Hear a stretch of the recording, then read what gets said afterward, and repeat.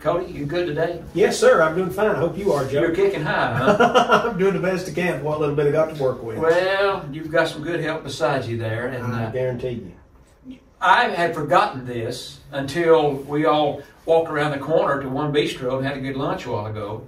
You talked about your early years as a young musician, making a lot of trips to Xenia, Ohio, to work with Vince Combs. Oh yes, one of the just the prime times of my life. Loved Vince Combs like a daddy, man. He was so good to me when I was first getting started. And let's see, I played the guitar primarily with Vince. Played the banjo on some shows. Even played the fiddle on a few shows along the way. Oh, I wouldn't want to hear that. Neither did I. Neither did I. But certainly got to spend a lot of time up in this part of the world and miss Vince Combs terribly. He was good to me. I was, among the hundreds at Vince's funeral visitation. It's been, what, 8 or 10 years now? In 9 years, I think. Yeah. 9 years? Yes. That was a pretty good guess. Yeah. But I know so many of the bluegrass fans that hear our radio network that are in this region and have been bluegrass fans for a lifetime. They remember Vince Combs fondly. If you're hearing Real Roots Radio and you don't remember that name, Vince was a bluegrass boy through and through. And he carried on the music of Bill Monroe on stages everywhere from Maine to California. From his home base right here in Greene County, Ohio. Vince Combs and Shade Tree Bluegrass. That's it. Vince played at every bluegrass festival in the world, doing full blast traditional bluegrass, like Kody Norris is now. Vince's been gone almost a decade, so that's been 20 years ago probably when you was up here. Yes.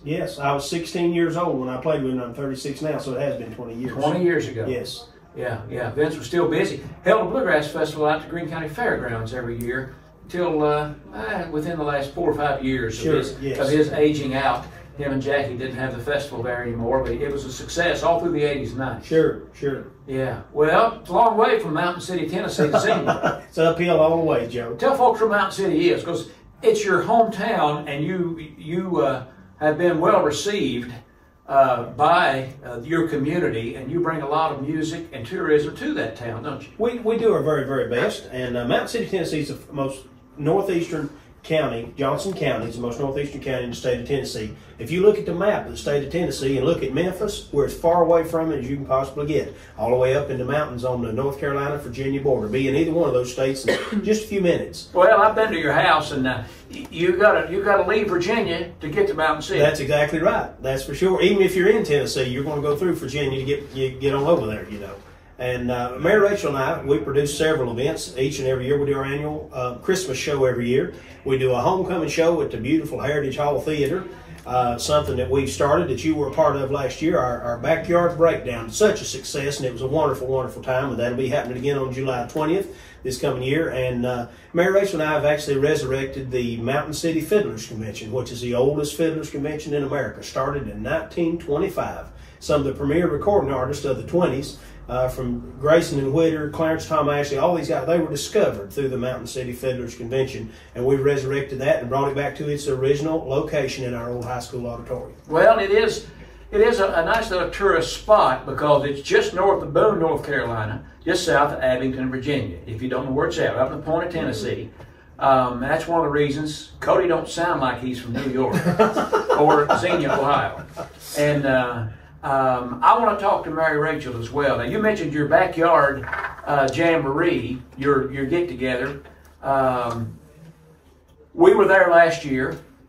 You were kind enough to have the Radio Ramblers as guests on the program, and your old friend Joe Isaacs was there. Yes, he was. And I know that's probably Joe was probably one of the catalysts that brought you guys together, wasn't he? He really was. He really was. I was introduced to Joe and his family when I was just a kid when I'd come to East Tennessee and sung at our church, and lost contact with Joe for a few years. Then I got a job opportunity to go to work with the Cumberland Highlanders on the RFD TV show. And the first day I show up, the first man I see is Joe Isaacs. Man, it just tickled me to death. And just a short while after that, as a guest on that TV show, was a little 8 or 10-year-old girl from Bowling Green, Kentucky, playing a fiddle. Most aggravating little inquisitive human I'd ever met in my life. Little did I know, the good Lord had it in mind that little aggravating inquisitive human was going to stay in my life for a long, long time. Well, I remember it's been 10 or 12 years ago.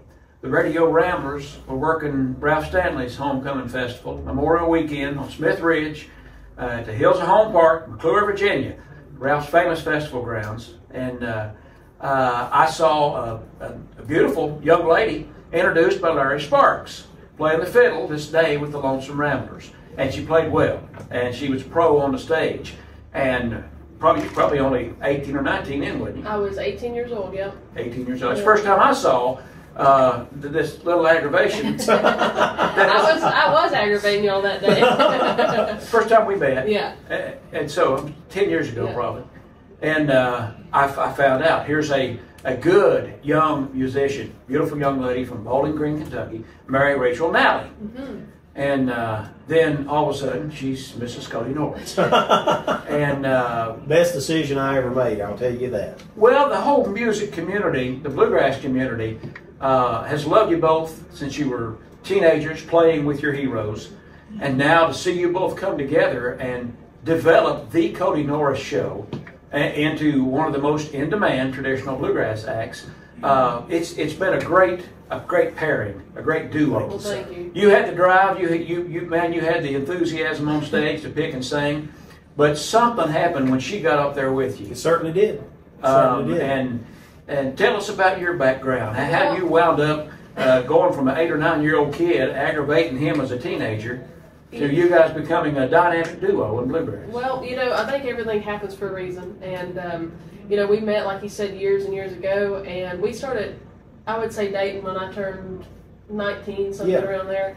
And then I joined the band after touring with Larry Sparks. And I figured out if Kody's going to do it, and we were going to do it together, we had to have a social media presence and all those things that just come along with it. And so we just started working on that. And that was kind of my job. I handled all that. And the rest is history, and that brings us up till now. Well, it kind of like I said, he's a powerhouse with picking and singing and stage presence, and you tempered him just enough to put the polish on the business side of things, and you guys have took over. Well, he always had that side of things, but it helps when you got two people that are able to help you. And Joe, I know it's no secret to the fact where I was always lacking all those years. I had all the pieces, but as far as the technological end, when I was a young man and should have been learning all that stuff, I was turning wrenches, and that was, my passion was in that end of things, and certainly not in with computers and cell phones and social media and all the stuff that we now have. Worked in my head. But when Mary Rachel come along, that certainly alleviated that burden to me, and she was able to come in there, and she had, fresh new ideas, and, of course, she's a little younger than I am too, so she's got a little more get up and go sometimes to still be up at 2 o'clock in the morning taking care of that stuff. Yeah, well, and the stage presence, the two of you, the husband and wife team center stage, it's a treat to watch the Kody Norris Show. Mary Rachel, what's the website if our audience wants to keep up with where you're going to be? TheKodyNorrisShow.com and Kody with a K. And then you can get on Instagram, Facebook, any social media outlet, we're on there. Yeah. You need to hook up with Kroger's and let Big K That's box right. sponsor you. There you go. It'd be a real idea. I'm all about that. Maybe they fix that bus. I saw that.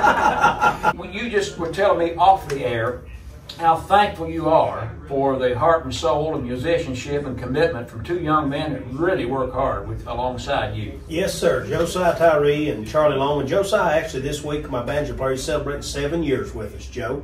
And then Charlie Longman, he's been with us 4. Charlie's a Chicago boy, and he moved to East Tennessee and just done very well. But both these guys, Mary Rachel and I, couldn't be more blessed to have two young men in the group. They're passionate about what we do. They believe in our mission, and they love what's going on. They get in there and flat get with it. Yeah, they do. They sure do. Charlie surprised me. First time I saw him with you, I met Charlie, he's probably 14 or 15 in Chicago. Yes. And he hanging around the American Legion up there that we all used to stop in and play. And he's helping carry in our banjo cases and guitar cases and set the sound system up. Next thing I know, he's in Mountain City, Tennessee, picking the bass fiddle. A long way from Evanston, Illinois. A long way from Evanston, that's for sure. Does he have people down your way? Or no, sir. We were in need of a bass player, and there was a particular weekend. Tommy Brown was headed to Wisconsin needing a guitar player. We recommended Charlie. Charlie shows up at the festival, plays the guitar for Tommy Brown, and I asked him around backstage. I said, "Can you play a bass fiddle?" He said, "Well, I never have." I said, "Well, here, try this one for a minute." So we got through one song, and 3 weeks later, he went to work for me. How about that? A natural musician. He is that. Yeah, and a good young man. proud of both them guys. They're doing very well. Yeah. Well, let me ask you one more thing. Why isn't it the Kody Norris Band? Why isn't it used to be Kody Norris and the Watauga Mountain Boys. Watauga Mountain Boys. Is that the Watauga Mountain range? Yeah, well, Watauga County, North Carolina is one county over from me. That's where I was born. And there's lots of stories surrounding that. That word means swift water, and everybody always told me when I was young I played too fast. So that's kind of where that, between my heritage, that's where the name was derived from. When we really started trying to craft something, put something together that was unique and originally ours, show business and entertainment is very, very near and dear to my heart. And I remember so many people I saw when I was a kid, between Jimmy Martin and Porter Wagner, that could roll out there and just knock your socks off every single time. That captivated me as a child. And we started putting stuff together on that, put the finishing touches on it, and a few years later along comes the Kody Norris Show. Yeah. It's called the Kody Norris Show. I was pointing out, that's a specific for you, as opposed to the Kody Norris Band or Kody Norris and the Smoky Mountain Boys or whatever. Yes. Your goal is, from the time you're introduced, to put on a show. That's exactly what we're there for. And we try to do that each and every night. And Joe, very, very simply, the mission statement of the Kody Norris Show is to make a memory. When the folks leave the venue, well, we want to be on their mind. Yeah, it's pretty unforgettable entertainment. You want full blast, high octane hillbilly bluegrass. You'll love the Kody Norris Show in Marysville tonight, and up next on Real Roots Radio.